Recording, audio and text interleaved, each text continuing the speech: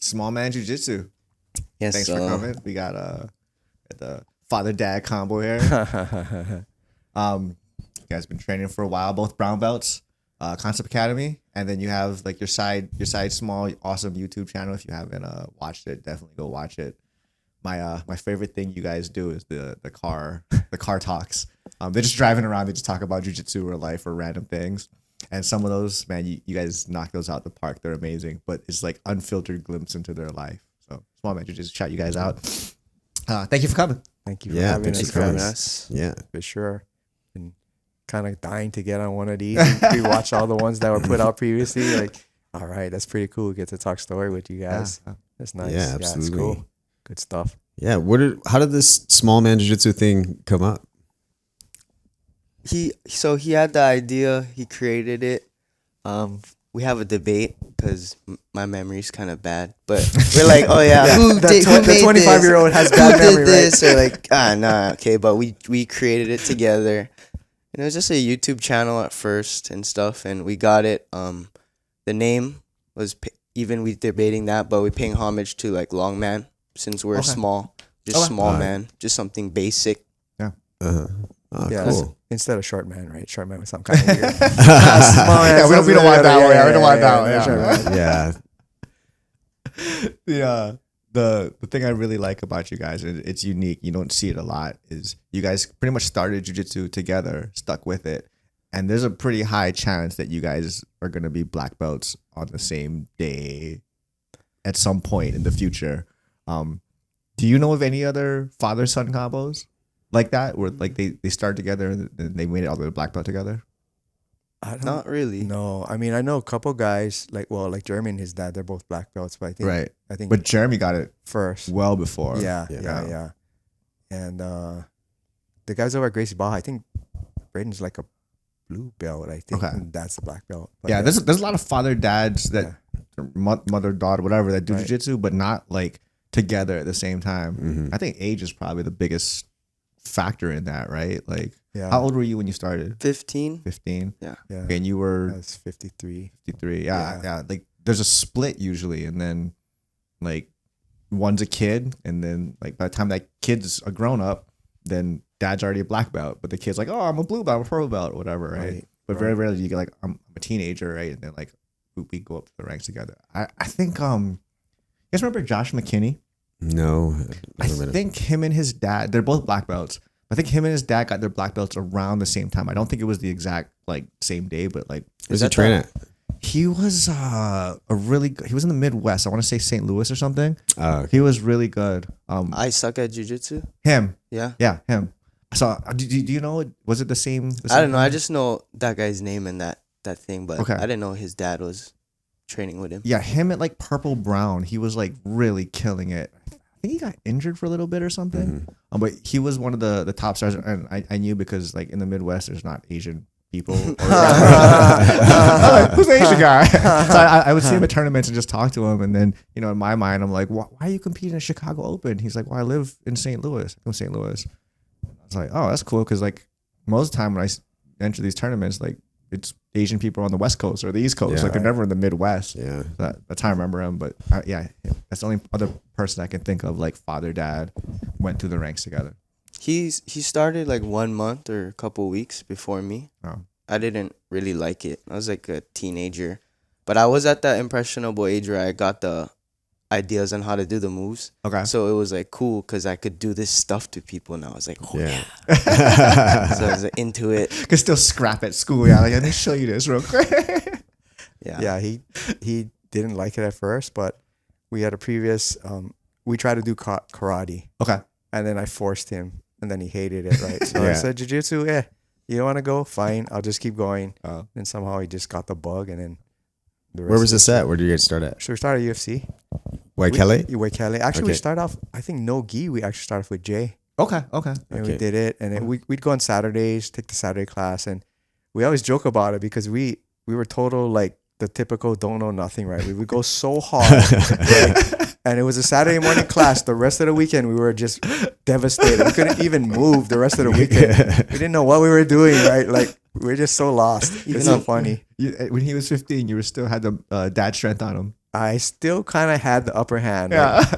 We would lift, yeah. We would Yeah. lift on Sundays. Okay. After we lift, we would do like a death match round, and my mom would be like, "Stop, you Yeah, guys! my mom was losing her enough." mind. My wife was losing her mind. Like, what are you guys doing? Stop already! Because we were just trying to kill each other. We didn't have no idea what we're doing, but we're doing it. Just like crank. If it doesn't work, crank them harder. We didn't even have any technique. We didn't even know what we were doing. It was so funny. good. I kind of wish we recorded some of those, bros. That would have been fun to It's watch so funny now. Yeah, we just go so hard against each other. When did it flip? When did you think it flipped? When did you think it flipped? Like where you had the advantage and you were like, okay, I got you, Dad. I guess there was a point, not necessarily where it flipped, but there was a collaboration. Because up until purple, I wouldn't tell him anything. I would just keep it as a secret. Bro, he would wreck me every time. He wouldn't say nothing. He would just get me. I'd be like, "Oh, this is that one variation thing off the truck." Okay, and I wouldn't tell him. And after that, we kind of started collaborating, and I knew that he wasn't like my competition. But you still have those roles with your family, you know. Got it. You gotta assert dominance at some point. Yeah, we would go so hard. I think probably like late white belt already. He started to catch on faster than me. Yeah. I could sense that he was getting better. I still was probably a little stronger because he was still smaller than me. Yeah. But yeah, blue belt and on, like I couldn't keep up already. I could hold him down, but that's it. That's all I could do. I just hold him. It Right? would piss me off. Because he couldn't move. I would just hold him. I'd do nothing but hold him. That was my strategy. Counts, yeah, I'm winning. That was my strategy. Control. That's all I could do. But yeah, he's right though. At one point, he finally recognized I wasn't the competition, and then he would help me. But I wasn't the only one. He wouldn't help anybody. He wasn't helping our teammates or nothing. Like he'd look stuff up, he'd learn it, and then just not tell anybody. What made you change from that? Like not just your dad, but everybody else.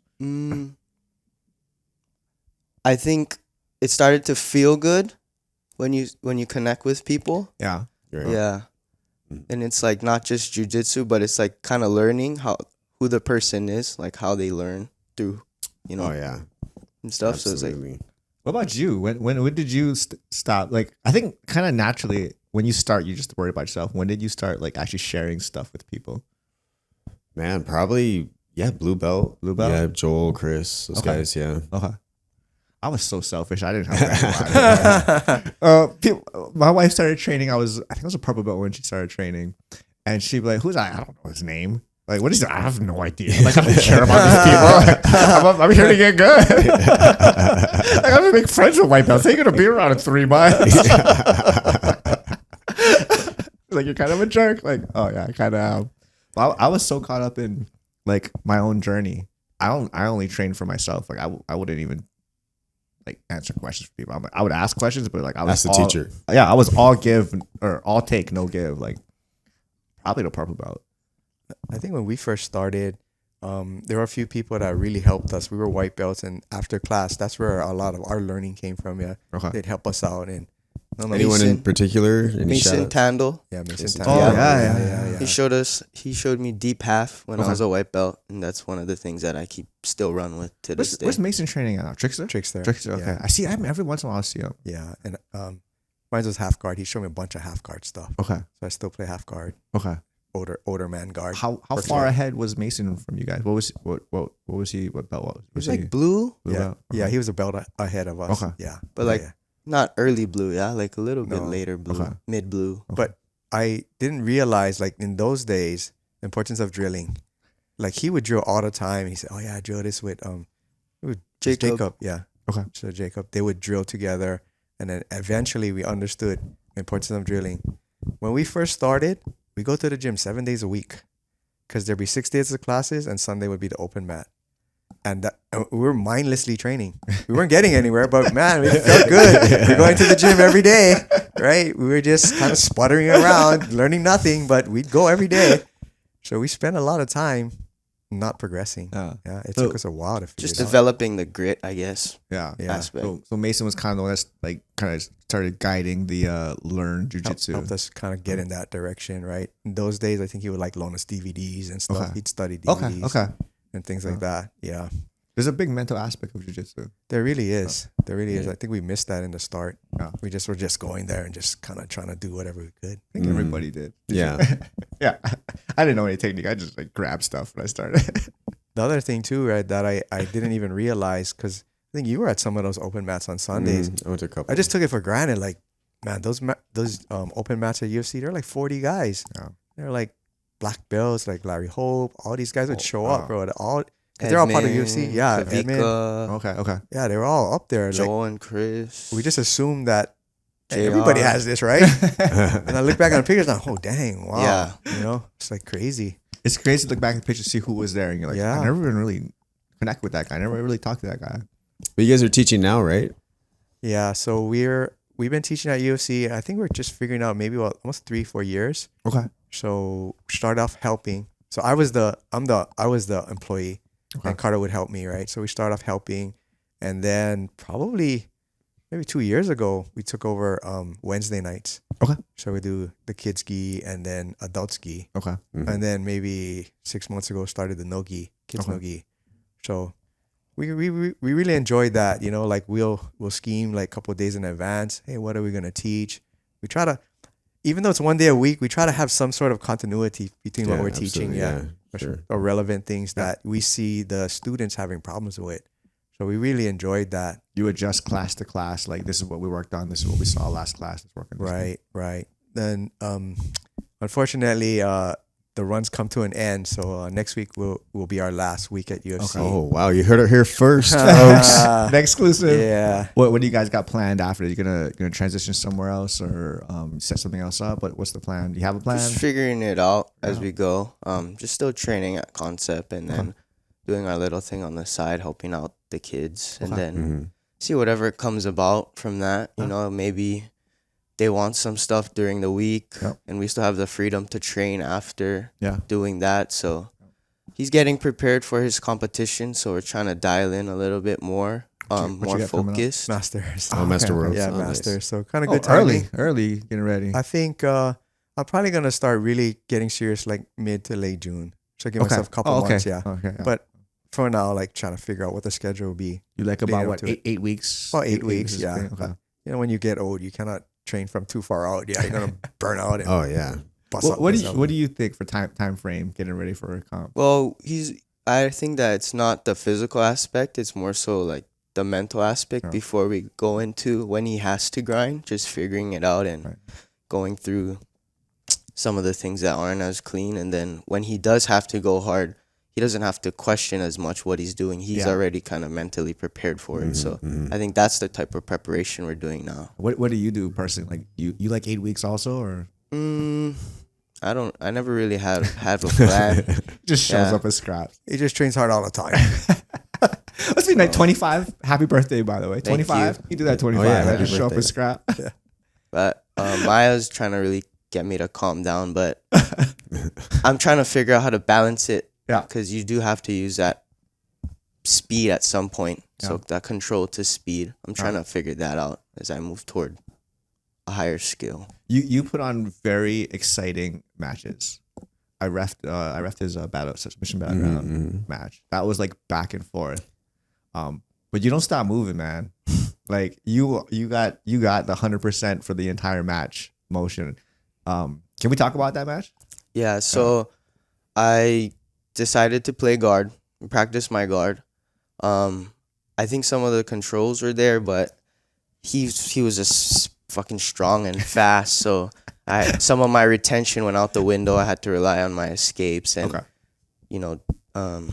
feeling the transitions and trying to beat him. And luckily, on a couple key points where he could have took my back, I made a good move. And then the second time I got on top in a nice spot where he high-legged, and I hit the duck pass right into the pressure. And all match, he was blitzing me. But then once I had my spot and I was holding him like, when you don't want them to get away, he couldn't get away. So I knew that, okay, I'm in a position of dominance now. You're really good at late stage escapes. Like, you're really good. Is that, you think, natural? Is that something that you constantly do? And then if you're training that, how do you train that safely?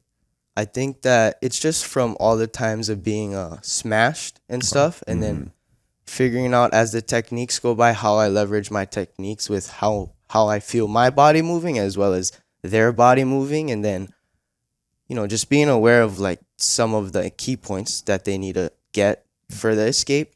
So yeah, there's points where I will tap, but just like that little shift of body can give you some time. But I think that you need the correct training partners to be able to train late stage. You can't always just expect to train late stage with everybody.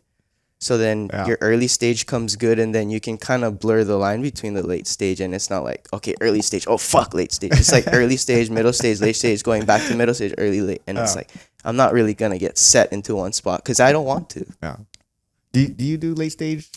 Oh drills? yeah. Oh yeah, for sure. Like you gotta find someone you trust. Yeah. I don't stay in a spot long enough where like I trust someone to have my arm fully extended or like have a fully locked in. Oh fuck no. I feel like my early mid stage is like I'm good, but late stage I'm always scared to train it. Like you pop something on. I need to talk to you guys about that, but that's something as far as my game I need to work on because I know like I'm scared to do it most of the time. I think I used to like to watch a lot of Jeff Glover and how he just kind of just goes and like deals with it. Like I know that I can't really provide a lot of physical resistance back because I'm a smaller dude. So just figuring out where my little gaps are, because they can't cover everything. I mean, if they are covering everything, then I'm fucked. But I got to work just to keep at least one thing open. Yeah. Yeah. Well, true. That's my Speaking of strat. small man, I got a question for Gary here. It's like just completely off subject, but when was the last time you went in a room with 5 guys and you were the biggest guy in the room? Oh my god. Never. You can ask us the same thing. Never. Maybe a elementary school class with only kids. Maybe. Yeah, maybe. But even that's not a guarantee nowadays. And there's 5 of us in here, and Gary's the biggest one by what, 15 pounds maybe? I don't know, like 150, 150, 120. Yeah. I'm like 130. I'm like mid 130s, so yeah. Really? Wow. Oh, this is the first time. That's a little bit. It's a whole weight class above us. Yeah. Anyways, Couple. it came to my head when you were talking about this. Just kind of through the conversation. But like, the brand is Small Man, but we train big people, so it's not necessarily like using small man techniques. It's maybe using that mindset through the techniques, and then they can figure out whatever that means with their body. Yeah. Yeah, because a couple of the guys we train, like one of the guy must be 6 feet, 190 or something. Yeah. This big, strong Chamorro dude. Yeah. He goes, "Oh, can I be small man too?" It's a mindset, not a physical.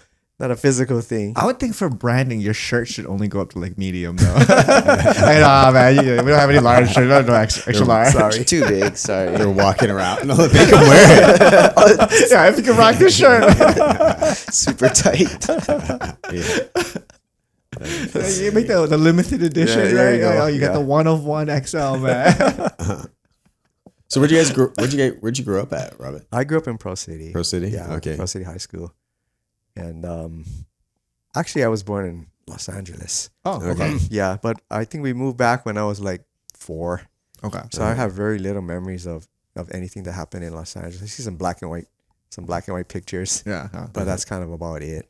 So then I went to school here pretty much. I lived here since I was like 4.5. So Okay. pretty much. And back when you were growing up, I mean, Hawaii still could have been a pretty rough time, right? There was no cameras.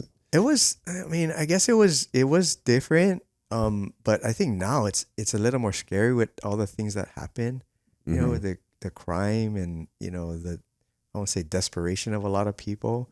It was different. I mean, we were just talking about it the other day with my wife. You could leave your doors unlocked, your windows open. I mean, you could feel at ease. Your kids could play out in the street and be 3-4 streets over. You're not even worried about where they're at. Now it's like, oh, where are they? You're so worried about everything. So it was different.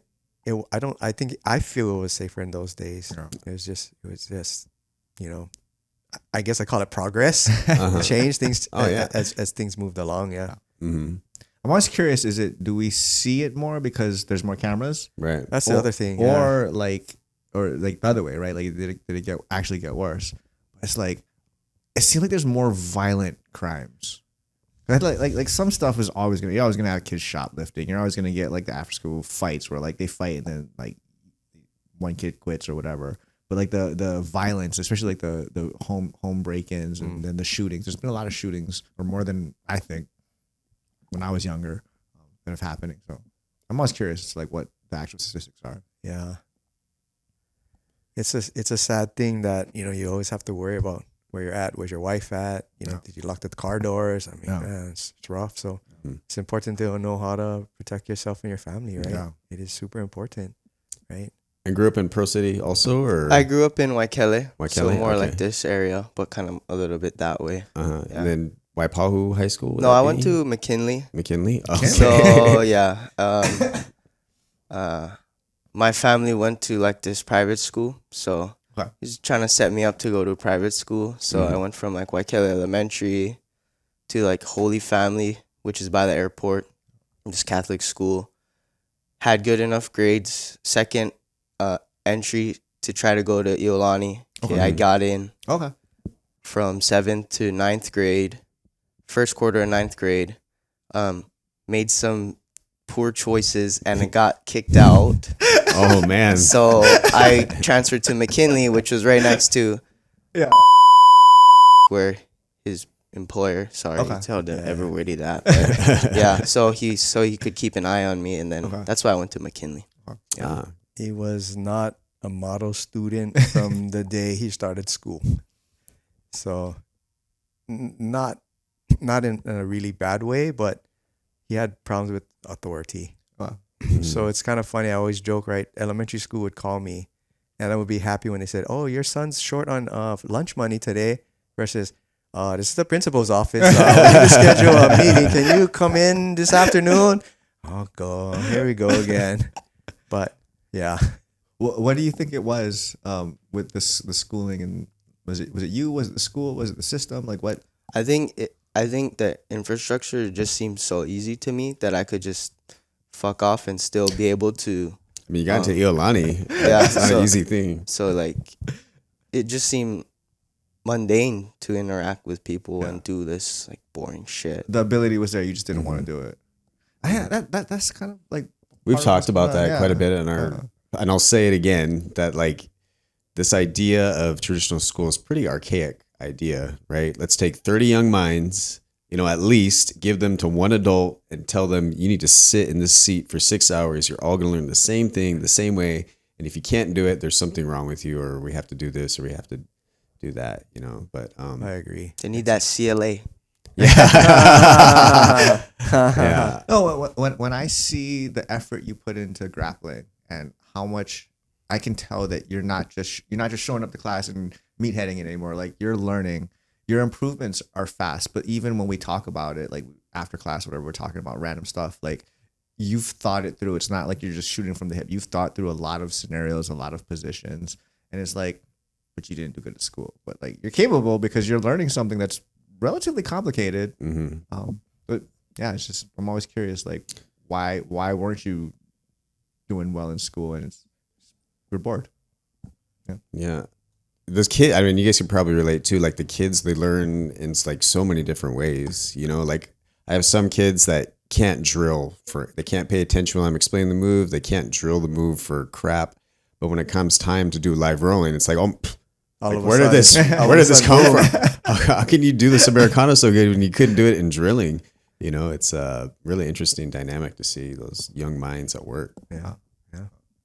It's a fun challenge. Oh yeah. Sometimes it can be frustrating, but it's part of it, right? So figuring out new ways to show the same information, basically, until hopefully someday they get it on their own. Yeah. Yeah. Cool. Sure. Just like us, we like to, especially from the jiu-jitsu standpoint, like we watch a lot of YouTube, Okay. right? And it's not always about the specific technique. Well, sometimes it is when we're trying to figure something out. But he will watch high-level matches. He likes to do that to see what's working, right? So what we can try to apply. Because we don't want to teach stuff that doesn't really work, right? Right. The silly stuff that's out of, not really the meta anymore, right? So we try to stay on top of things that way. One of the other things, too, that I kind of do, and I don't know if he does it well, but I like to watch how they share the information and how they structure the information that they provide, right? Yeah. The scenarios like, oh, he does this, you expect him to do this, and here's what you kind of do versus, okay, do this one technique, and that's it. Yeah. right? So kind of lay it out so that people can understand it more clearly. Why am I doing it? When would I do it, right? Versus just do this. It always works. Don't worry. Trust me, right? Because people want to know, right? Yeah. And the more information they can absorb, it helps them to understand the technique better. So that's why we kind of like those guys. Like one of my favorite guys is John Jock. Okay. Yeah. His stuff is it seems so silly and simple, but it just kind of works. Yeah. Yeah. I really like the way he teaches his classes. And that other guy, what's his name? Bruno Fratazzo, I think his name is. Yeah, his stuff is amazing. Yeah. So we learned a lot, a way to teach and understand the techniques from them. Yeah. I think the order you presented that, the why and the when, like in that order. If you have those two, like why, and then when do I use that why? Like it goes so far. You can change it based on attributes and what you like and everything else. But like if you have the why and the when, man, you can do a lot with just that. Because before, I think we would just show techniques that we were good at, but we started to understand we needed to show techniques also that would be crucial for them to do. So I think about what he's saying, like how to present the information instead of just like one piece of information and heavily going into that is like a more well-rounded like system explanation. You know, what he's kind of, I think, trying to work toward explaining is like we're trying to figure out some days we might need to do piece A, but eventually, right, if they went to all those other classes, we can explain it this way and you should be able to get it. Yeah. You know? You're using the building blocks to get them. Yeah, good. Hell yeah. Yeah. Yeah, I like to listen to podcasts too. I listen to a lot. Like my favorite one is the mental models one. Mental models Yeah, good. yeah, Mental models yeah, really I good. love that one Yeah, mental because models really good. it's not really about technique. It's Just just promoting mindset. another podcast on our podcast. Yeah. No, Thanks. Sign up. Here's my discount code. I get a percentage back. No, just kidding. Okay. But I love that, the way they present the information, what they talk about, right? Just different ways to look at things in jiu-jitsu, yeah. Oh, I've learned a lot from that too, yeah. That's a good resource for me. For sure. Yeah. Yeah. if you were building a new grappler, they have good attributes, physical attributes, whatever. What would you focus on? Like, what would be your most important? And then like second and third, like what would you do to build them from the ground up? They show up, they don't know anything. So for me, like I was telling you earlier, I like to work with like new people and kids that really don't know anything. I jokingly said they kind of question me, right? Because they don't know anything, right? Whereas I try to teach a brown belt, I go, wait, that's not right. But the first key is the base, right? The balance. I always try to mess around and see if they understand how to maintain their posture, their balance. I just knock them side to side. Once they get past that, I understand, okay, they kind of got that part. Then I start messing with, understanding the connections that I make, that they need to break those connections and stuff. And then we progress kind of from there. Then we can start to work a little more technique. Okay. But those are two of the basic principles that I try to instill on them. Okay. I usually get it like after class. So we'll roll with them. It's kind of hard to teach that during the class, especially to beginners, because everything's brand new. They're just over their head. Like, where does my hand go again? They don't know. Yeah. But I'll single out the brand new students and try to work with them and move from there and see how that goes. Yeah. I'm sorry. What? Siri? Sorry. So my glasses. Okay, I hear another voice. Wait, what? I was like, what was? I'm sorry. You guys. What kind of? Are those the Ray-Ban ones? That's my Ray-Bans. Sorry. What? We got got the the Ray-Ban glasses? headsets I'm on, so we sorry, get like the guys. secondary sound. I'm sorry about that. I kind of like to maybe just flow roll with the person. Okay. You just kind of feel out some stuff, and then from there, it's easy to like see stuff. Okay. That's kind of how I like to do it. Let's go. Just roll around. Oh. Let's see. Yeah, we like the ground a little bit more. I'm starting to still work on my stand up, work Okay. on my wrestle ups. That's kind of halfway into standing up. So, Okay. but yeah, the guard, maybe tell them pass, feel them, tell them play bottom. They're letting me smash them. Okay, get on your side frame. So easy stuff like that, Yeah. just to get their mind going. And then eventually, okay, this is something that you could try from here. And then we slowly build on that. One, I think, system that kind of we instilled in people is like the half guard, because he likes, but the dog fight. So Okay. in the beginning, we were really kind of honing in on like, okay, we're trying to help them understand this. So that was one of the things that we first kind of showed to people. It's dogfight. Dogfight's good. You like Wizard? You like the underhook? Underhook. You like the underhook? Underhook. Oh, Same? fight for that. Yeah, underhook on the leg, Okay. deep half. He likes deep half more than me. He's better at it. Yeah. I just like regular half guard. Okay. Yeah.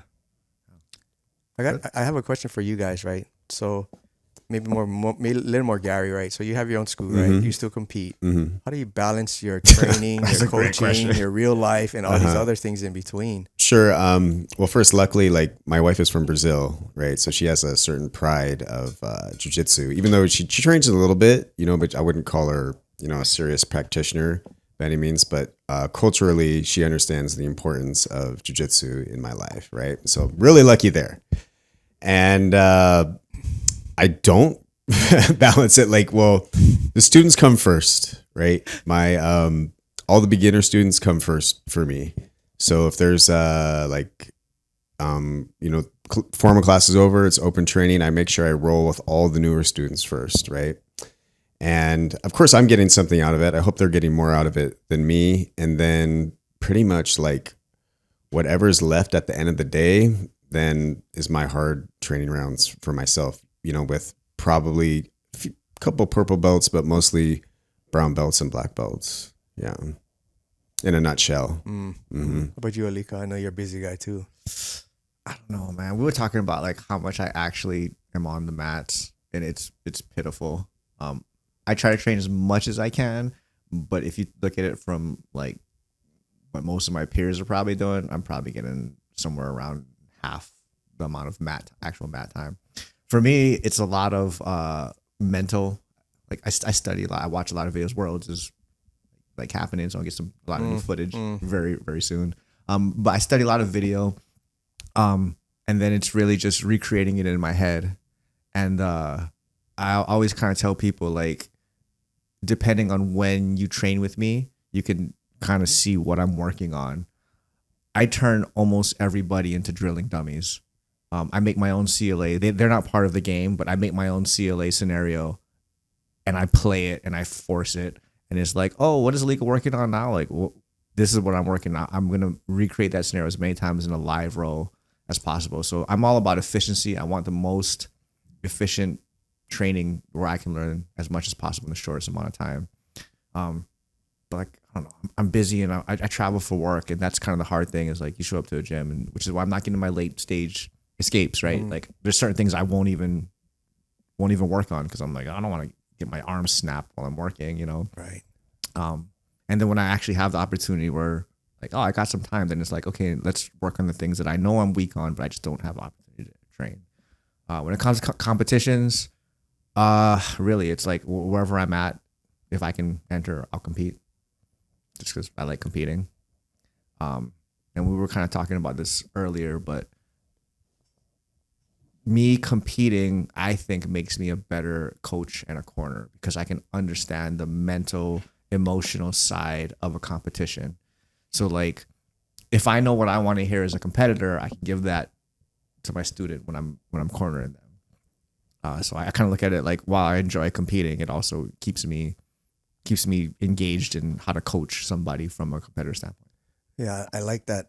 I like that too, where an active competitor, you understand the competition mindset, what you're trying to instill in your athlete, that connection that you build. Yeah, it's so important. Yeah. I think that intention you touched on is important because like when we're going 7 days a week, we'd had no intention. Right now. And I think that's something also Maya kind of tried to put into us is like, you got to go to class and have an intention to get better on.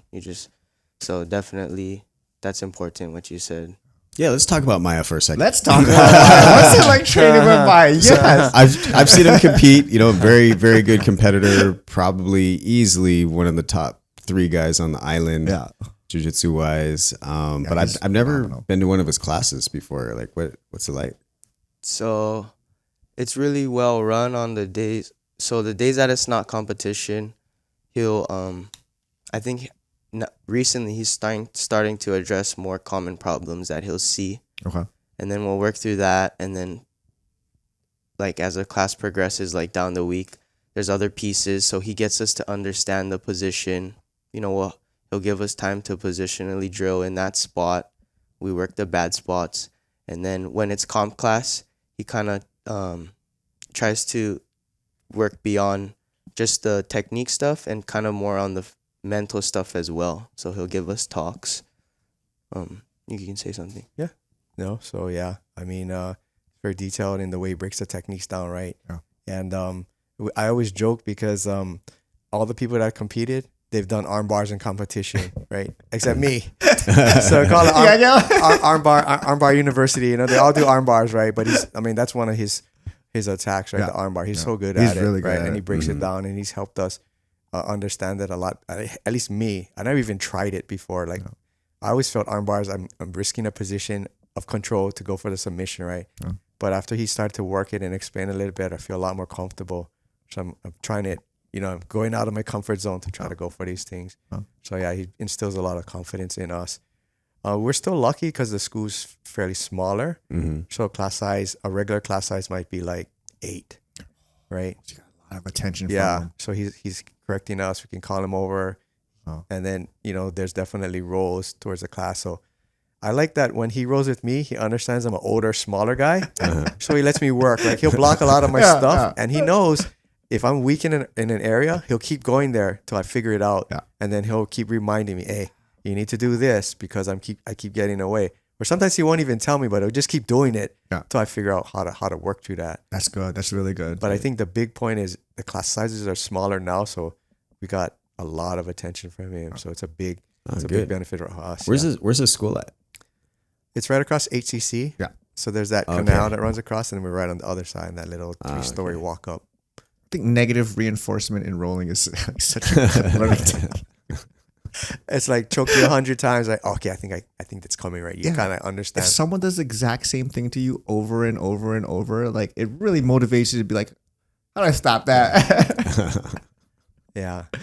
So we're lucky too, because with his competition class on Thursdays, we get other gyms that show up. Okay. So like Trickster shows up, Alliance, Cavarinia. Okay. So we get 3-4 other gyms that people come. They know that it's a good push. I think the mat space is not super big, so maybe you get 4 groups at a time. Okay. But you get some pretty hardcore guys. The black belts will show up over there too. So it's a good training. I think for comp class, like, you actually want the break between the rounds. Like, you don't want to go like 4 rounds back to back, because like that's how a tournament would be, right? Like, you spike that heart rate up to like a max, 200, and then you drop it down And you sit between in the stands matches for 20 minutes and get shivering cold and then from you the gotta sweat in your jack gi. it back up again. Yeah. But that up and down, like, that sucks at tournaments, right? You don't know when you're going on. There's like, hey, you're going on next. Like, I gotta go warm up real quick. So I like comp classes where they actually make you sit. That's Then- No. that's something that I think we should try implementing at our class, because everything is just red line. Like, don't sit down, The whole class. just go. Yeah. But I see when we watch like videos like the flow and they watch them train up in those gyms, it's like, okay, you have this time on, this time off. Okay, 3 sets. Okay, this time on, this time off. So just watching like the distinction of how those people train, it's like what you just said. The break is key, because you're gonna have a break maybe, right? And you're gonna Guaranteed, have to yeah. do it and then go. Yeah. But I like the, like, you get that rest, you recover as much as you can, but when you get back on, it's like, you're not feeling that guy out, like, crush him. And like, that guy understands, like, crush you back. Like, for comp training, I like the in and outs, like, go sit, go sit, go sit. Maybe you sit too, come back in or whatever. It simulates to me a competition. Like, I understand you should also be able to go hard for extended periods of time, but we can do that in class. I can just be like, turn the timer off, go spar. I'll tell you when the round is over. Yeah. So, one of the biggest things that I got out of joining Concept, which is will come 2 years, come August, is that, we train at UFC. We learned a lot of techniques. We built our foundation there, but I never understood the competition mindset of having a game, of understanding what my strengths are. What am I trying to attack? Going in. Like, you helped me towards the end of my preparation to get there, right? What am I looking for? You can We need to talk about that also. Yeah. You kind of gave me some of that, right? So it's different than just going to the class, roll with your friends, and then go home, right? It's so different. But I got a lot out of that from Maya, because he's still a high level competitor, like you said. He's still competing a lot. Yeah, he competes, right? So he understands the mindset, and he's instilling that in his students. So we all understand what are we trying to accomplish, and we don't prepare like 1 week before the tournament. We're 2 months out. We're laying it out. We're figuring it out. We're honing in, right? So that week, I told him, because people ask me, were you nervous at Worlds? I said no, because I trained as hard as I possibly could. I knew I was as ready as I possibly could. If the guy beat me, he was better that day. Yeah. But leading up to that day, I knew I did everything that I possibly could to be ready. But that came through that small camp that we did, that training leading into that competition. Yeah. Have you heard this guy's story about his competition career? No. Go ahead. It's crazy. Can we start from like when you started competing and like your record leading into Worlds? Because I think it's one of the best stories I've heard in Hawaii. So interestingly, right? So my buddy Stu, who just got his black belt this week, Oh yeah, was one of my first competitors. We started competing at maybe 1 stripe white belt, maybe. Okay. And he was my primary competitor. Like I competed against him maybe 5-6 times already. And I lost every match. Like I think I beat one guy kind of by luck, right? So my record was like 1-7. And I would lose every tournament because through no one else's fault, I didn't understand how to compete. Like I was good at defense, submission defense, but that's all I had. But you can't win with that, right? You're not going to score points by blocking someone's choke and defending the kimura. I just couldn't do anything. 1-7 is terrible. I mean, at least you had one, but that's not a good record. Well, I was like 1-7. What was your first 8 matches? What was your record? What do you think? Maybe 4 4-4? and 4. What was your Nice. I was 7-1. Okay. Yeah. Like if I went 1-7, I would have been. Yeah, but now, okay, so I would try to leverage that for the students and say, look at me. I keep losing, but I keep trying. Yeah. I'm this old guy. There's no one even in my age except Stu, but I keep trying. What's your guys' excuse? Keep going, right? Then of course I go to Worlds and I get lucky and I win 2 of my matches and I take gold. So It wasn't luck, dude. He dominated. But we worked hard. We worked hard to get there, and we made a good connection just before the tournament. Yeah. So, unfortunately, Maya couldn't make it to Worlds last year, the 2 Masters. But Alika stepped up in the last 3 weeks before the tournament, before the competition. We made a connection, and he was there to help me through it. Right. So I had. You guys were there. I was there. I know you were there. I didn't know you were there. We were in the corner. We're talking about like when they were cornering, like he hears his voice really well. So we were kind of working on, could you hear my voice? But we had like when we were working just the corner and competing, like if I say it, just copy what I say type of thing. Like be the parrot, right? Yeah. And I think maybe I said 2 relevant things.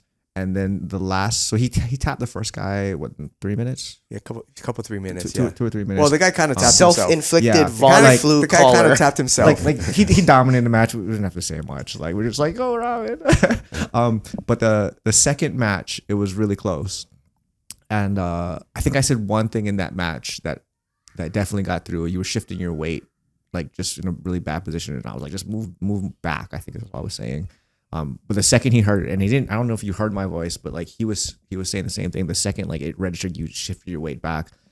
And then I think you started really just wearing the guy out. He ended up taking the guy's back, and then we just started cheering to like choke the guy out. He didn't get the tap, but like that's awesome. If he had gone for it, like he had a choke in at the end of the match. Yeah, the guy's hand was like this when the ref stopped it. Like, so it was pretty close. Like if he had gone 10 seconds earlier, he probably would have finished it. He dominated the first one. He's stoked he got the back. Yeah.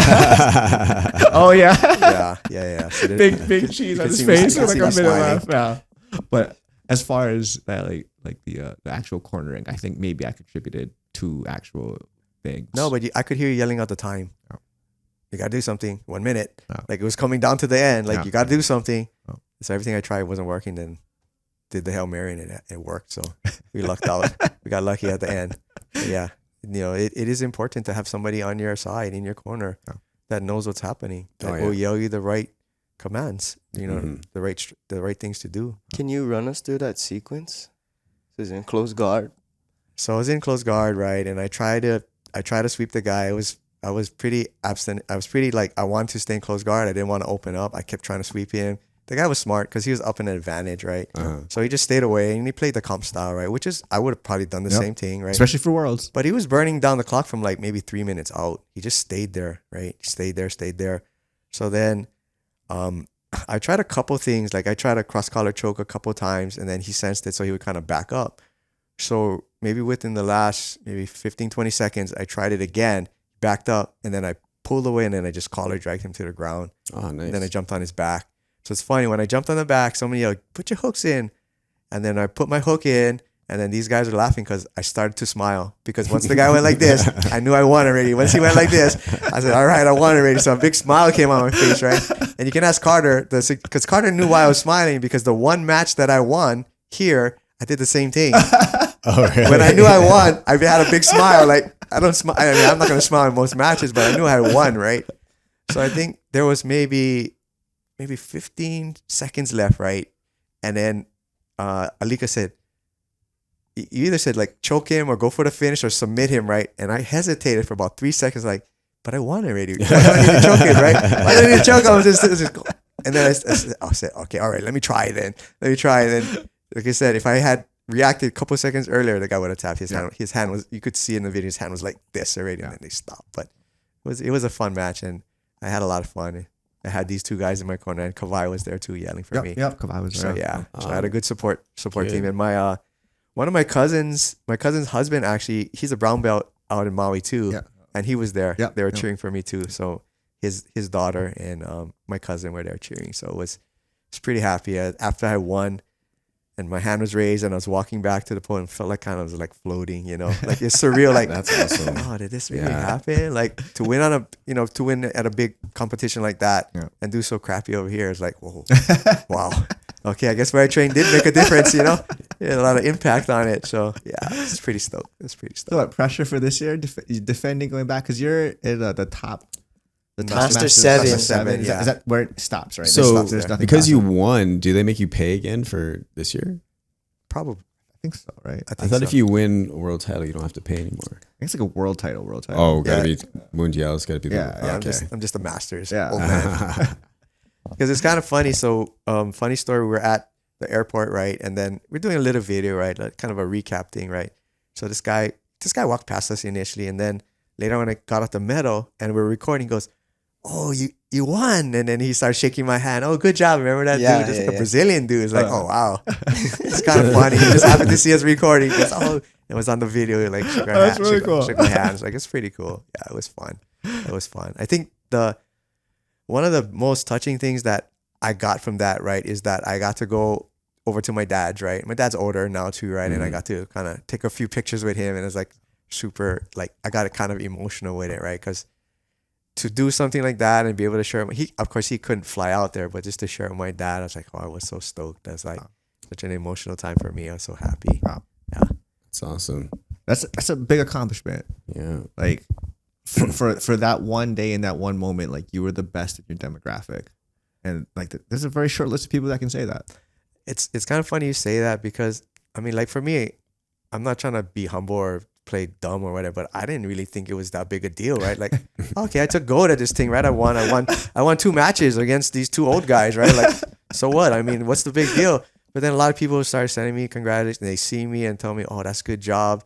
A lot of people saying, "Oh, I never got the gold." So I was like, "Oh, maybe it was something pretty good." So I don't have one. I felt pretty good I about don't it. have one either. I don't have one. I guess what did they say? The black belt's the white belt that never gave up. So I guess I'm the guy that never gave up. I'm brown belt. I'm in Master 7, right? Everyone else just gave up. And by default, these 2 guys hung on and they're my competition, right? So I don't know. I get to talk to guys about the Masters World titles and like, what does it mean? And it's like, if you do everything you're supposed to do, like you make your weight, you show up, like it doesn't matter who showed up that day. It doesn't matter how many fights took you. Like you still did your part and you won. And like, you're the best today. Like today, you're the best, right? You're gonna have to prove it. In August, you're gonna have to prove it again. Right. But on that day, like you were the best person in your entire demographic, and that still means something. But like, we're probably never gonna win on adult worlds. Like, it's never gonna happen. And then guys will be like, "Whoa!" So I was talking to Maya about it last night. He's like, "Yeah, but I want to fight an adult." But the reality is, like, He has to qualify. adult. I mean, just adult Yeah, is just hard. adult. It's a Oh, different yeah. game. Yeah. But I'm like, Mike, you're 30 something years old. Like you win a Masters World Championship, it still means a lot. Right. Like it's Right. not the same prestige, but like it still means a lot. The thing that to me now is that these black belt kids that started like 5, they're monsters now. It's just different. Like if you started at like 20 and say you're 25 and by some chance you got a high level and you're competing against this kid that started at 5 and he's a black belt at 22, it's different, man. It's just so different. These kids coming up now, we watch some of the videos and going, man, that kid looks like he's about 8 years old. Like, what are they doing? Like, man, I wish I could do stuff like that. They're 8. Like, it's crazy. Yeah, some of them are phenomenal. It's crazy. Yeah. Even like the Mendez, one of Mendez boy. Oh, Ace. It's like- Ace Mendez. It's like, whoa, like, man. Yeah. Can you imagine when they're like teens even? He's probably like 6 or something I like don't know. that. Yeah, like, they're I don't young. But going back to the old guys, sorry. We wanted to make a old man like tournament. So like we have competitors in mind. Who is it? Yeah. That So Roger always tells me about it. Okay. Roger tells me about it. And I forget his name from Gracie Baja, Braden's dad. Okay. And Dewey. Dewey. Dewey. Oh, Okay. Dewey would be Yeah, fine. Dewey. Yeah. Jesse. And Jesse. Get Jesse Yeah. in there. So Dewey always tells, like, he told me the last time we should do sub battleground. I said, let's do it. Like, me and him, like, let's It'd be do cool, it. Yeah. So I don't know. It just didn't work out this year.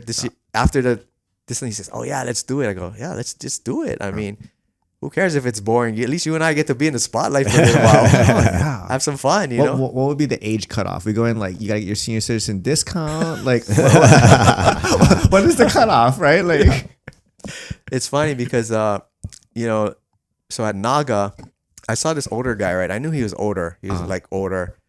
And then I saw him outside. I was eating something. I said, oh, can I ask you a question? I go, did you compete today? He said, yeah. I said, how old are you? He's 69 and a half. Wow. Yeah, he's from Isaki. I was like, dude. He goes, oh yeah, I competed no gi. I lost on points on one. And it's like, I was just impressed, bro. So then when I told Roger, right, I was telling Roger, bro, there's a guy, he's 69 and a half. He goes, oh, I feel like a fag now.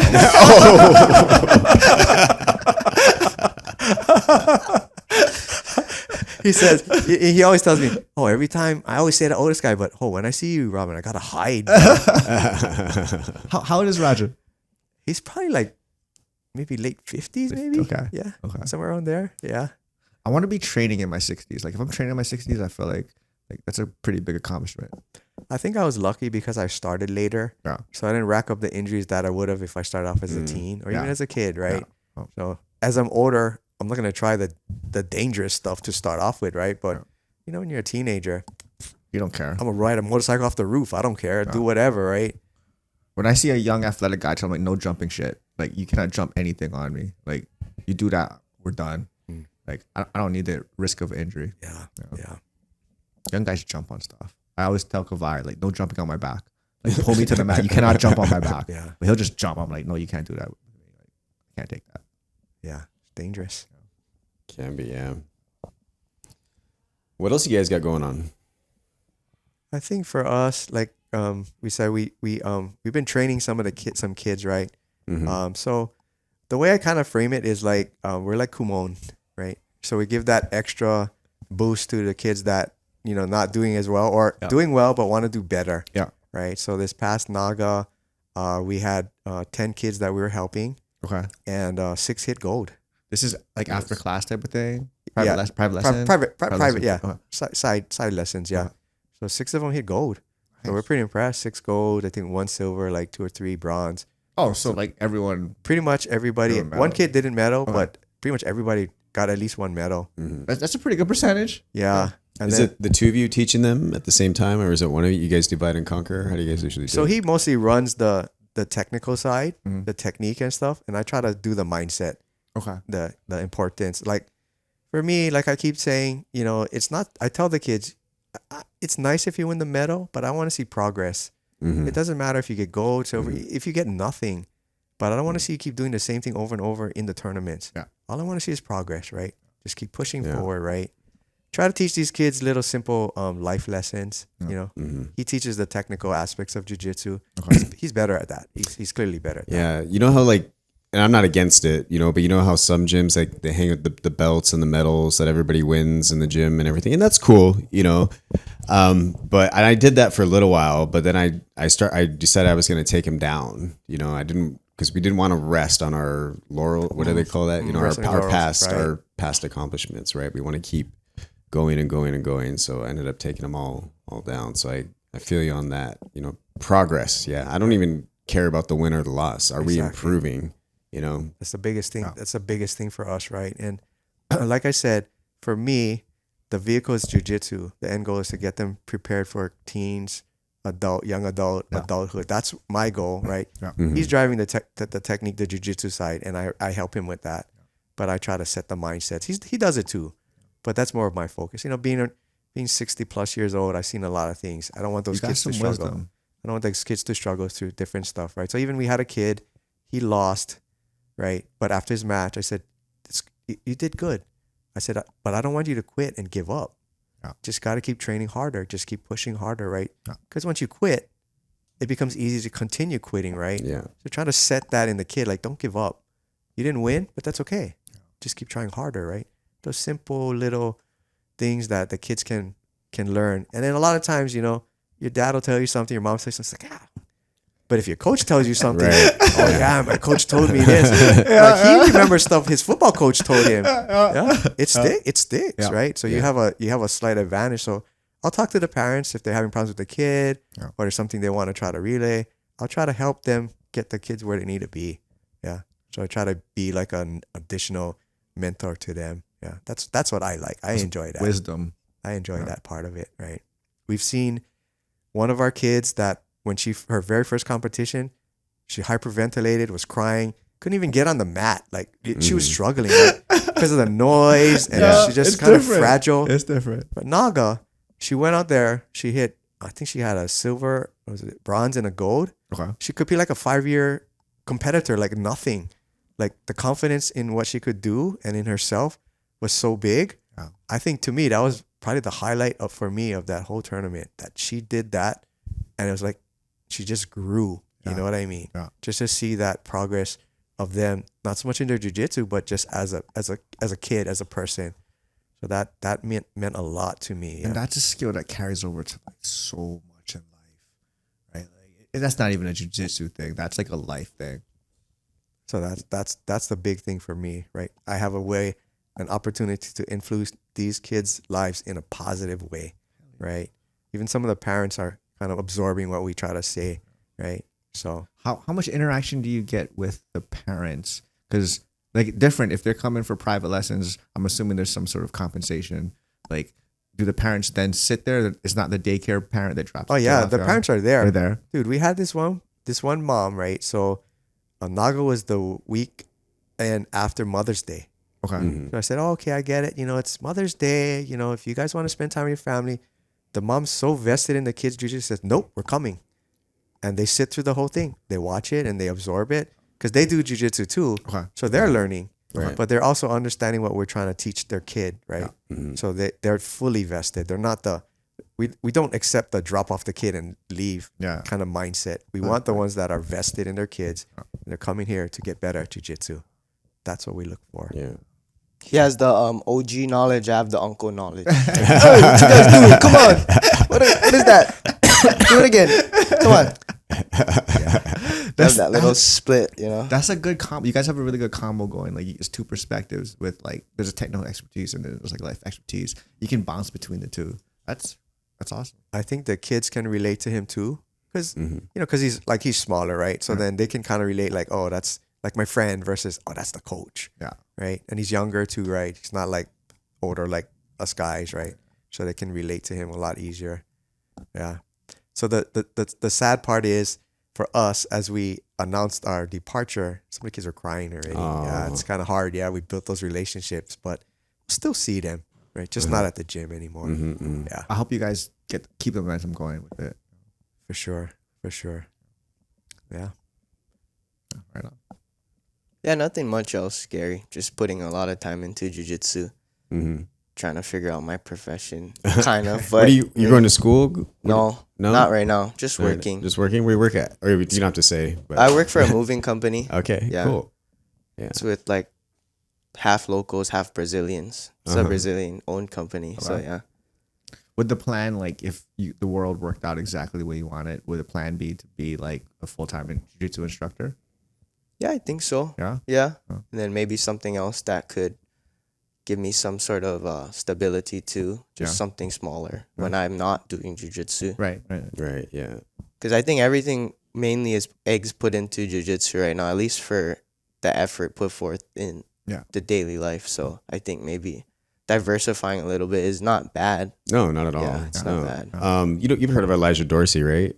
Yeah. Him and his brother own a power washing company, you know, and they're like, you know, two of the best in the world at jiu-jitsu, and you know, they still have a job, you know, so It's hard to be a professional jiu-jitsu athlete full-time as your main source of income. Yeah. It's not impossible, but it is difficult. Yeah. These days. I think we're getting close where it's going to be a possibility. Like you're not going to be rich off of it, but like you're going to be able to survive off of it. But I think the long-term viability then comes into play, because if you don't own the gym, the long-term viability is a lot shorter, non-existent. I think most people that do jiu-jitsu, money is not their most important thing in their life. Yeah. They have a different mindset on how they look at things. I was just joking that I think when you ask us, we're all jiu-jitsu nerds, and not in a derogatory way, right? You study it, you live it, eat, sleep, repeat, right? That's kind of what we do, and we just love it. So I've often thought where I would be if I didn't start jiu-jitsu. I mean, we have so many relationships built. It's insane to me. Like even last night we had the little thing for Carter at Concept, kind of like 35 people. There was a lot of people. Yeah, there was a lot of people that showed up. It was like amazing. And without jiu-jitsu, we wouldn't know any of those people. There's no connection, right? Or maybe one, because one is my friend's son.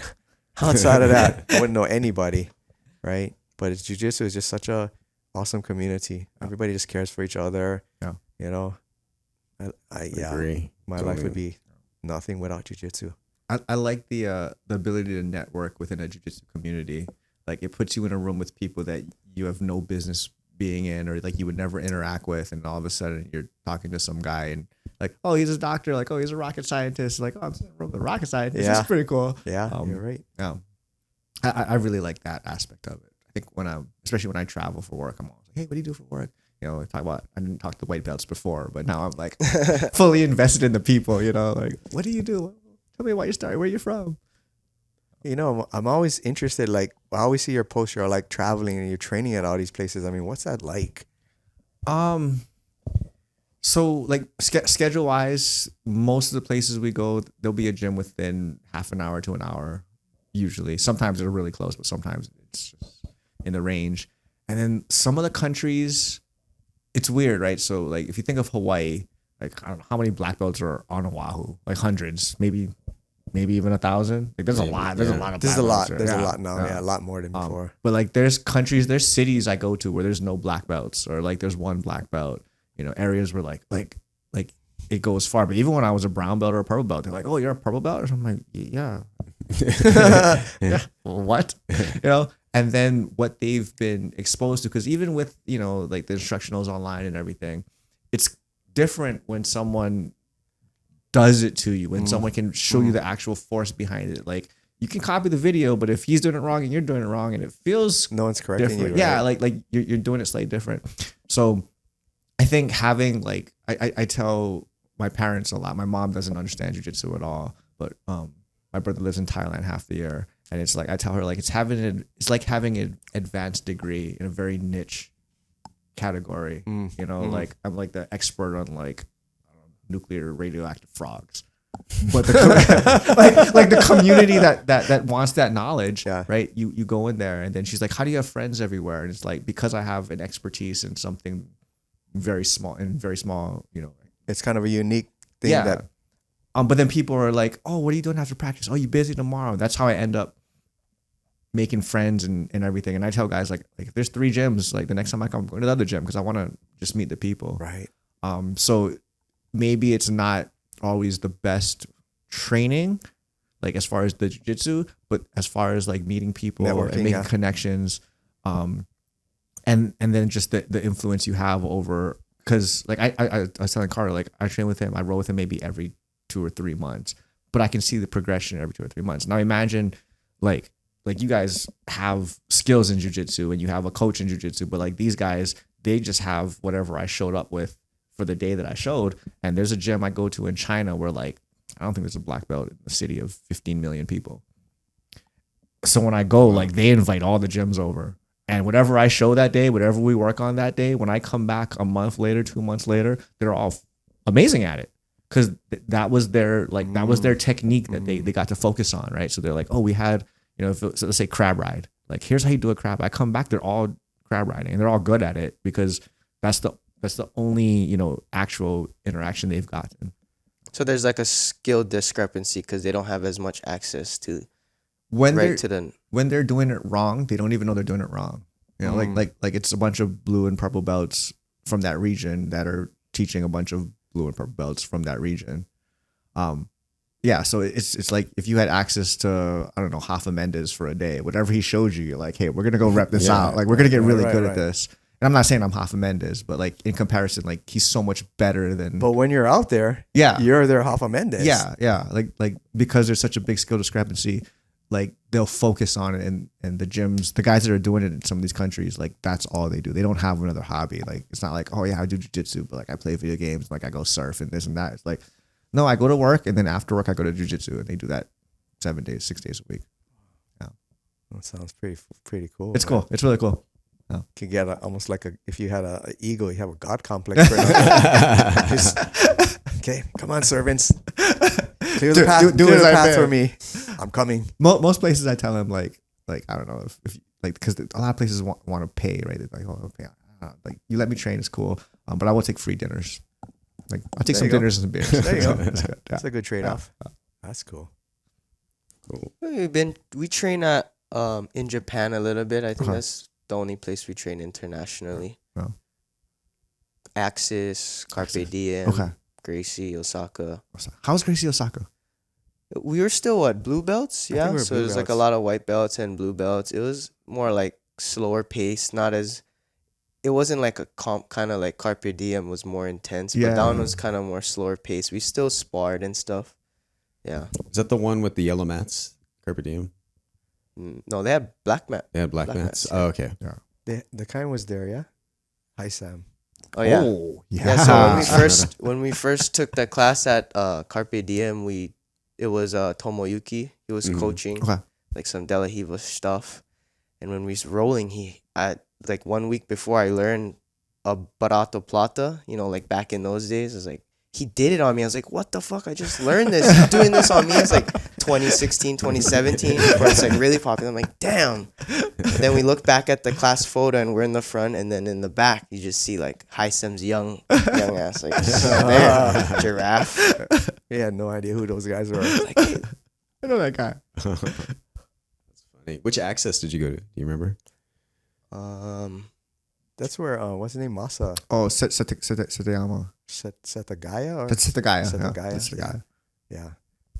Tough over there. Yeah. It's funny because when we first went, right, like, so we're kind of used to like, okay, you pair up with who you feel like, right? But like, I think Roots does it. Someone picks, but this one, the instructor picked. Okay. He picked the toughest guys for us, right? He picked the toughest guy, and that one guy, like his technique, like double under, just like the whole time, just like sack you on your head. That was his like, technique, come on, bro. Really? Are you serious right now? I'm on vacation. Because we were brown belts, right? And they didn't even have a brown belt. Okay. I think their highest guy was purple belt. And yeah, the guy was just savage on us. On vacation, I haven't been training. Like, back off a little bit. We're just trying to have fun. I went to Gracie Osaka. It was before COVID, and schedule wise, I could only make like the lunch class, and it was like a blue belt teaching, and then they have a drop-in fee, and then they didn't spar after, or maybe they sparred like 1 or 2 rounds, and then no one stuck around. I mean, it's lunchtime, so guys don't stick around to train after. And I was like, and I talked to guys who are like, no, the training's really good, but I think you have to go to the evening class, for like to get some actual training, like good rounds in. But I was so turned off by it that I never went back. And every once in a while, I'll have time off in the evening, and I'm like, and it's the closest gym to the hotel they put us in, and I'm just like, should I go? Like, I don't know, man. I'm in Osaka. The food's good here. I'm gonna go eat. Priorities. Yeah, it's like I got my noodle shop. I gotta go to. I get some okonomiyaki. Like, jiu-jitsu can suck it. This one time, I think we were in Las Vegas and we were gonna train at the academy. Okay, that with a place? honey badger. Yeah. Yeah, Moises is good. I don't know what we were thinking, but we went to like one of this hood taco trucks before, and we just loaded that stuff up with the salsa. Oh my goodness, we're training like Mean heartburn. And we gotta train. shit. Yeah, mean heartburn. Like, while we're training. yeah. This While we guy's train, coming at us, too. coming in hot on us, but That's the guy that does he has a mean double underpass too, right? Honey Badger. Yeah, Kind of like Yeah. mohawk looking. Mohawk. Yeah, He's really yeah, good yeah. footlocks. His passing is good. Yeah. Oh. He like digs both arms and put him in close guard Yeah. and stuff. Yeah. I fought him at blue belt. Oh, did I you? fought him at blue really? belt. He didn't pass my guard, but he probably racked up like 200 advantages. Like it was just survival the whole time. And he was with Drysdale at the time. Oh yeah. I didn't know his name. Like, at blue belt, you don't really remember Yeah. guys. So it was probably Vegas. It might have been like, somewhere in Arizona, somewhere in that region. So it was like a year later. I was definitely a purple belt. And I go up to Vegas for a tournament. And so I'm in the absolute and I see Drysdale, blah, blah. And I'm like, oh, I want one more shot at this guy. Like I think I got a shot. It was this guy from Drysdale's gym that was like an ultra heavyweight. He crushed me. And he was trying to tap me with just a knee on belly. And I was like, I'm not going to let you do this. I'm like, take my arm. Take my arm, but not pressure. I'm like, I'm not tapping the knee on belly. My ribs were bruised for like a week. Like, oh my gosh. But that gym had like, at that point, Drysdale's gym in Vegas had so many killers. Oh yeah, sure. But yeah, Moises, he was good, man. Honey Badger, his passing is relentless. And then he added that foot lock, and now he passes to a foot lock, and you're like, I hate you right now. Like he falls on top of you in the foot lock. It's real nice. Oh nice. Yeah. do you guys have anybody that you kind of modeled your jiu-jitsu after, or just a combination of stuff that you've learned through the years? Blue belt Marcelo. End of purple, the Mendes brothers. Partly Meow, partly Mendes. And then brown belt, definitely the Danner guys. Barrett and Hoffa. For sure. We had these two drop-in students come to our class from, they train with Barrett? They go to a school. Yeah? Okay. Yeah. This girl was hitting some nice ass crucifix Oh, really? entries on people. Like, It was- oh shit. Bro, it was kind of stealth because they came in nogi stuff, right? Okay. And we didn't know who they were. And Was it the black belt Mary? Yeah. Yeah. Oh, dude, Yeah. she's so Yeah. good. Yeah, she's coming. She was on stealth. island? Yeah, I think they might still be here. Really? Yeah, Okay. they came in. Oh, we should message her. She's good. Have you seen her roll? No, I haven't. She's so slick. Came in super stealth, right? Oh, we want to roll, so nobody knows, right? So she lines up with one of the blue belts. I think in under like 30 seconds, he's in a crucifix. She just taps him out. He's a big dude too, Like, Yeah. like I was kind of watching, going, I think these guys are kind of advanced. So I wrote. I don't know if that's the husband or boyfriend. I wrote. Okay. She came with. I wrote him. He's from Guam or something, right? I think so. I think Yeah, that's yeah. probably how they know. Okay. So I rode with him. I said, I'm not very good at nogi. So we just kind of rode. And I said, what belts are you guys? She goes, oh, I'm purple and she's black. I go, oh, yeah, okay, I get it. Nah, See she's it. not just a black belt. She's a brown belt world champ, I think. She's Like adult brown belt world she champ. was a badass, bro. She's And good. she's small, Yeah. but it's like, oh, she's just relentless. She just came in hot. I was like, oh, fuck. I was happy to just try to hold and try to stay away from anything that she could do. She Yeah. was tough, man. I knew who she was, but I didn't know like her level. I mean, like, oh, she's really good. So the first time I sparred with her, it was like real, like nice, whatever. And she was like, "Can we pick it up?" Like just straight up, like she's like, "I know you're better than what you're doing. Can we pick it up?" And I'm like, "How hard?" She's like, "I'm training for a competition. Can we pick it up?" Like, all right, cool. I was like, "Dang, she is good. She is good. really good." She was good. Yeah. Yeah, that was funny. Yeah, deceptive in the noogie attire. Yeah, no idea. Dang, I didn't know they were here. When was that? What is today? Monday. Monday? Wait, no. Yeah, Monday at the open mat at Concept. Yeah. Okay. Oh, dang. I thought Maya was talking to them saying, "Oh yeah, you should come to Thursday's comp class." Okay. So they got to. I'm assuming they're still on island. I don't know if they're gonna come or not because she said they never bring geese. But Okay. Oh, that'd be cool. It's a fun role. She's smaller. That's She's why. probably like a negative, yeah. Like, yeah, kid size, kids large. M5. yeah. She was good. Yeah, you can feel it. Oh. Oh yeah, if they come down, definitely have to get rounds with them. Like the big guy was like trying to wrap her leg. She like wraps his back and like flips him and like gets the hook in the shit. It's like, damn. Yeah, we record it. We don't post it, but we like to record the class just so we can like roll back to see what's happening, what we cannot see. Yeah. So we do that too. Like UFC, we don't care. We just post it. But Maya asked us not to post the concept stuff. Yeah. So we see it. And then we share with some of the students that are there. Yeah. But yeah, she did a nice entry on Maya on a crucifix. Yeah. Maya wasn't going hard, but she just came in from the back. Like, Yeah. get No, study that. She's slick. She's super slick. So, try to message her, see if she'll respond. Like if they're gonna come Thursday out, to come check that out. Tell Maya, hey, we're gonna do no-gi on the side. Oh hell yeah! Right on. You guys got anything else? What do you got coming up? You got comps coming up? Anything lined up? No, Not really. You just I kind of fighting shied him? away once I kind of got hurt, and I kind of didn't really do too much recovery. Yeah.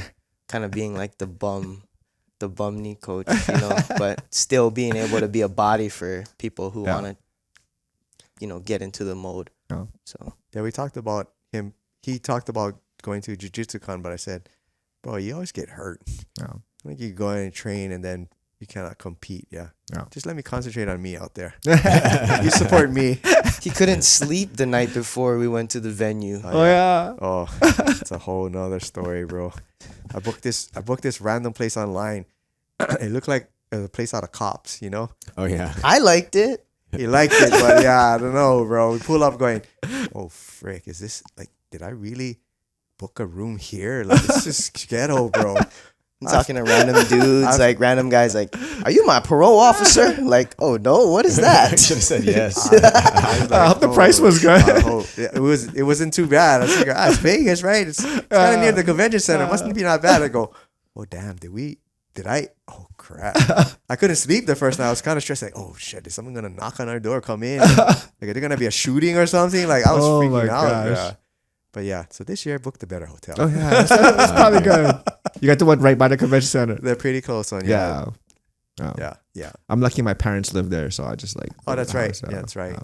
I remember that last time you. Yeah. If it's a tournament in Vegas, I'm always in because it's easy for me to get there and I have a place to stay. Actually, I have a car there, so. Gotta go to that spot again.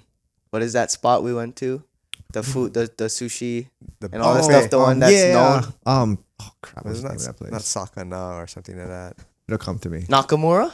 No. It'll come to me. Yeah, no, I know. Yeah, Yeah. That was good. That's right. was Yeah, good. we did grind afterwards. Because I had to diet, watch my weight. But it was kind of nutty because I watched my weight, but so the weight was 141. I weighed at 132. And the night before, I still didn't eat because I was worried that I might not make it. Oh. You don't have a scale. You don't travel with a scale. I didn't have a scale. Get a scale. You can go to Walmart and use their scale. There you go. Yeah. There you go. That's smart. I'm gonna remember that. That's what I do. Get a scale. Travel with a scale. Something. Jiu-Jitsu hack. Yeah. Got it. Walmart For tournaments. Got it. Yeah. Everybody's gonna be in their gis at Walmart. Is this the line that weigh in? You have a comp gi that's like extra light to weigh in. No, well, because now my weight's like run 32 Oh, somewhere. you're not like worried that. I'm about way it. under. But you're not gonna try to drop down to Rooster. Nah. Last time he wore the control gi because it had the Hawaii flag, Yeah. but now he wants to get some AP recognition, so he's Oh, gonna rock the AP yeah, stuff. yeah. Yeah, we Cool. met one of the open mats that Maya held at Concept. RV came down. Oh, okay. Yeah. So we met him over there. I heard he's really cool. I've never talked to him outside of like just a quick. Yeah, like, super chill guy. move, yeah. Yeah, That'd be cool. yeah. So AP makes cool stuff. they make Yeah, some they nice do. skis. Yeah. Yeah, definitely. Small man AP. Oh yeah, collab. Let's go. Oh yeah. Thanks for having us. Yeah. Yeah. If you ever, we should come do your guys' one. So I invite ourselves to yours. You know. Oh yeah. Yeah. Yeah. For sure. We just do it out of the car. That's fine. We'll just sit in the back. Nothing elaborate like what we got going on over here. But yeah, we love to have you guys. I like you guys' car one. Like out of all the stuff you guys post, I think the car ones are the best. Like it's so genuine. We just it actually started. I think we were going to a tournament. Okay. I said, "Oh, let's record something on the way to the tournament." And then I said, "Oh, why don't we just do this when we're going to practice?" Yeah. So then we go to practice pretty much every day, right? Yeah. So then that's how it started. Yeah. So have fun with that. Yeah. But yeah, for sure. Cool. Yeah, let's do it. All right. All right. All right, guys. Thank you guys. Thank you.